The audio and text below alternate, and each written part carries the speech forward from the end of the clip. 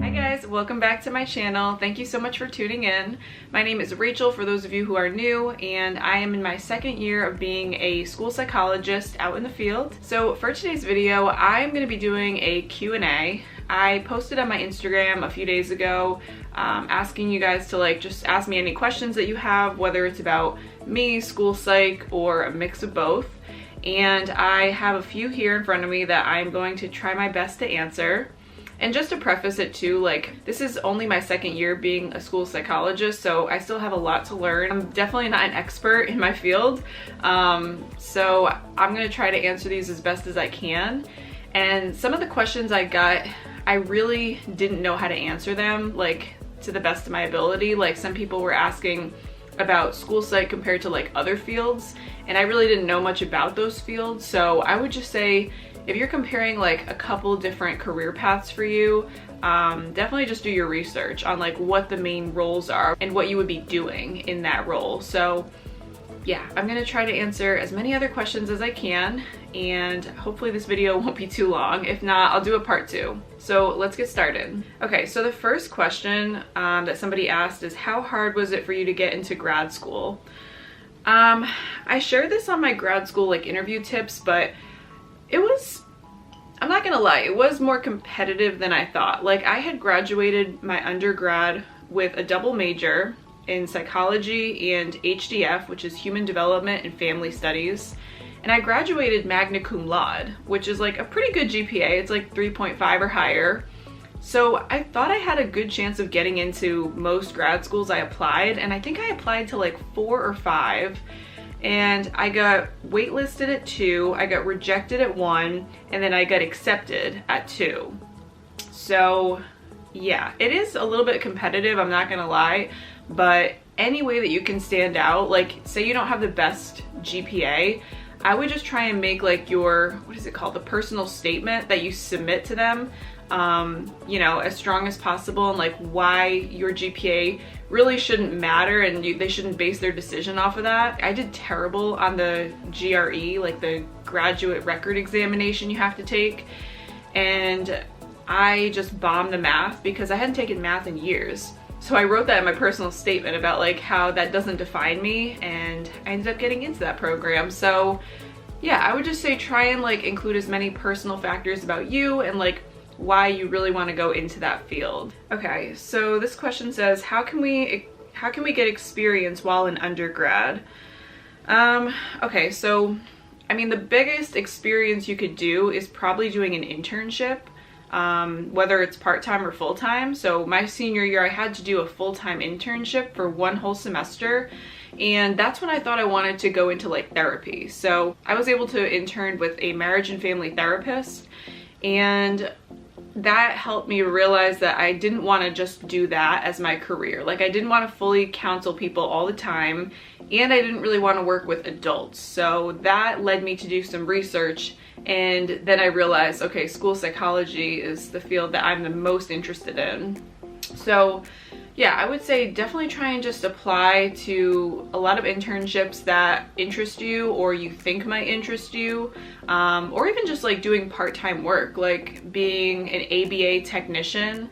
I did that for a 1.5 years during grad school, and I worked under an ABA therapist. I was the behavior technician, and I would implement lesson plans with students who were on the spectrum. So that was really good experience. I would just try and get as much experience as you can, especially with kids. I was pretty much unable to get that experience in undergrad because I didn't realize I wanted to go into school psych until so much later. But if you can, try to get any type of experience with kids. It would be great if you could get an internship with a school psychologist. I know one of my classmates actually had that in her undergrad, and we were all just so jealous because she already had a little step up and more knowledge about the role. Okay, so this question asks, what's the hardest part of the job? I mean, it looks different for everybody. And you might ask another school psych what the hardest part is, and they're gonna have something totally different to say. But for me, I would say it's still just being able to talk and present out my results at meetings. I just am naturally an introvert. I get nervous talking in front of a lot of people. Some meetings I go to, there's only like 4 people besides me, so it's not as bad. But then sometimes I've had to present at meetings where it's like 10 or more people, and I just get so nervous, and especially if the results are not the best. Like, you know, if I gave a cognitive test to a student and they fell within the very low range, like just reporting that to parents, you know, it's uncomfortable and it's not the best news. So you're not always reporting things that are good, you know, you're reporting good and bad things, and sometimes there's more bad than good because the student is just really struggling and having difficulties. So that's the biggest thing for me still. Like, I'm getting a lot of practice because my role right now where I'm working is just assessments. So I am doing a lot of meetings and presenting, which is definitely helping me overcome that. But I would still say that's like the hardest thing for me. Okay, this question asks, how hard are the classes you take in grad school? Again, I would say this depends on like what classes you're taking. Some classes I thought were easier than others. Like my first year of grad school, we took a cognitive assessment class the first semester. I had no idea what that meant. Like I probably should have researched that part of the role a little more, but I was like, what the heck is cognitive assessment? Like, am I gonna be smart enough for this? And it's just such a learning curve because some of these classes, you don't learn anything about them until you get into the program. Like, undergrad can only prepare you so much. Like, you might be able to take a intro to school psych class, which would be awesome if you can take that first. But I would say a lot of the classes are a learning curve because you've just never learned this type of content before.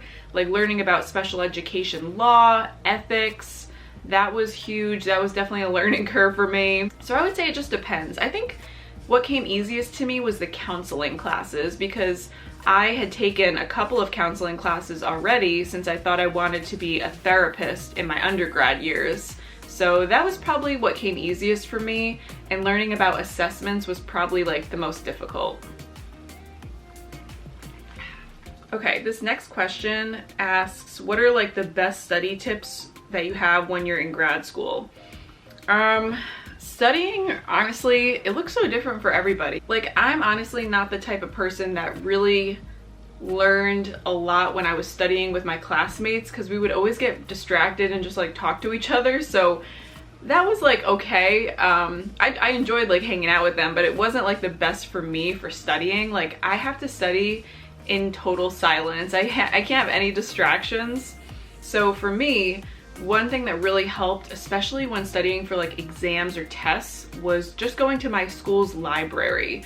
I would just sit there on my days off for like a couple of hours at least and do as much studying as I could, or I would even work on projects there. Like, I would sit in one of those little cubicles that you have to yourself and it has like walls up on the side, and that was really helpful. Just, it helped me keep focused and like I didn't look at my phone, and it was very quiet. So I really liked studying at the library. Another study tip I have, which I feel like a lot of people don't do in undergrad, is you need to read. Like, you need to read all the assigned chapters that your professors are giving you, because a lot of grad school is you read on your own time and learn the content, and then you talk about the content more in depth in class.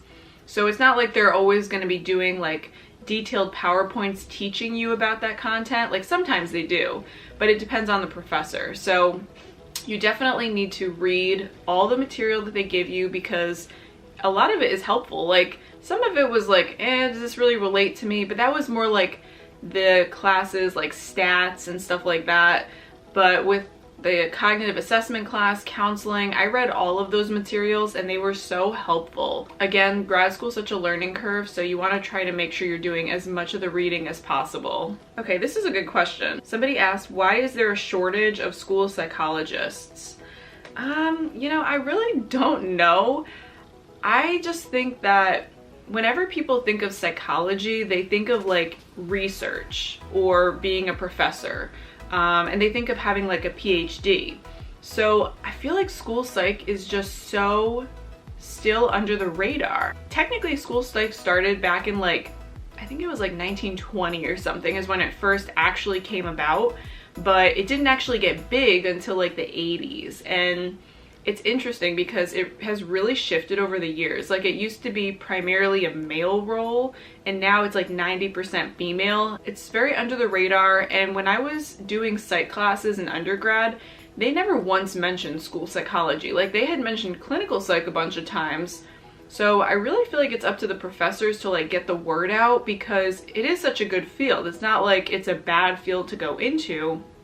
It's just like nobody really talks about it or shares much about it. Because even when I took my psych class when I was in high school, that was the very first psych class I ever took, they never mentioned school psych. They only mentioned clinical psych to do like research. So I just feel like more people need to spread the word, and that is why I have this YouTube channel. Okay, this one asks how the special ed referral process works. Okay, so I'm gonna just try and summarize because the special ed process is kind of big, but for me, I get referrals sent to me via email, and it's always the same woman that sends the referrals, and it includes like an evaluation request form. So why they are requesting this evaluation for the student, who's requesting it, whether it's parent, teacher, and it'll usually say like a summary of like what the main concerns are by the person who's putting in the referral. So from that, I will read what the main concerns are. Then I'll determine what assessments I want to give, whether it's parent rating scales, teacher rating scales, interviews, tests. So I have the flexibility to like determine what I want to do. I will say most of the time they want us to do a cognitive test, but sometimes I'll do like different ones just depending on the student's history. But yeah, so I will do like social emotional assessment, cognitive, whatever relates to the referral. I will give all that out, test the student, I write my report, and then I present it out at the eligibility meeting, and we determine if the student is eligible or not. If they are eligible, then they qualify for an individualized education program or an IEP, and that's developed. Or if they don't qualify, then they don't qualify. Okay, this one says, I'm starting a school psych program this fall. I'm nervous about the stats classes. I only had to take one stats class, and it wasn't even like a real stats class, because I took one in undergrad too, and that one was very heavily focused on like solving problems, like stats problems.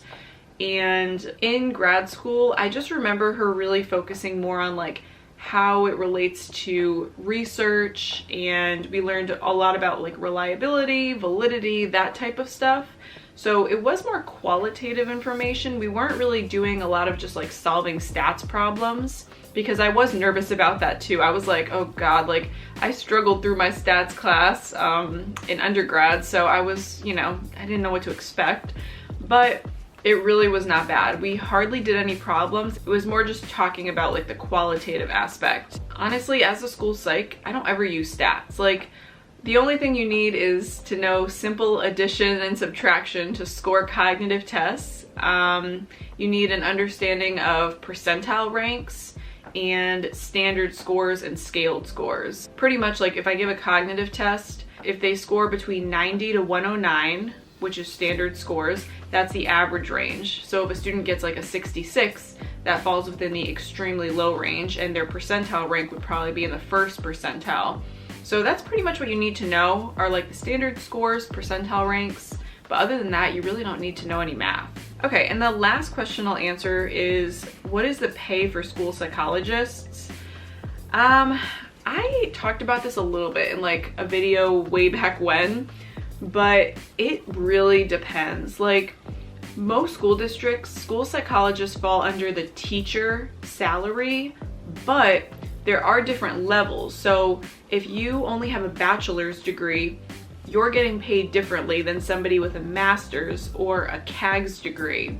So I have a CAGS degree, so I am like all the way up, I guess. And then you have different steps. So the steps just mean like how many years you've been working. So I'm on step 2 right now because I'm in my 2nd year, and every year, you know, you get paid more and more as you stay in that district. I have a couple friends who work in Massachusetts like I do. We're all in different school districts. One of them gets paid in the high 80s. And again, she's only a second year school psych, but the school psychs in her district are considered administrators. And most places, like 90% of districts, will consider you teacher. Yeah, she's pretty lucky with that, but she does have to do a few extra days, I think, for the school year because she is considered an administrator. So yeah, I would just say look it up by like individual school districts, because even individual school districts can really, really vary. So like I said, she's in like the high 80s, I'm in the high 60s. Some school districts in Massachusetts start you out in like the low 50s. So it really, really depends. I really can't give like a good answer for that, because even when you look it up online, it'll say like the median, but that honestly isn't helpful because every school district that you'll look at pays so differently. So I know like California, I think the average is like 90 to 100 grand is like the starting, but California is so expensive to live in, so it's pretty much what I would make here. Like, it's nothing special when you see that number, I guess, because California is so expensive. So yeah, just look it up by like any school districts that you're interested in. They all should have their salary schedule online, and if not, you can always ask the person in charge of like payroll there. You can email them and ask for it, because I think technically it's public information. So that's all the questions I'm going to answer in this video. If you guys have more questions, I will be happy to do a part 2 Q&A. If you guys have any other questions, definitely leave them down below for me. And if you guys like this video, be sure to give it a like down below, subscribe to my channel if you guys have not, and I will see you guys very soon. Bye!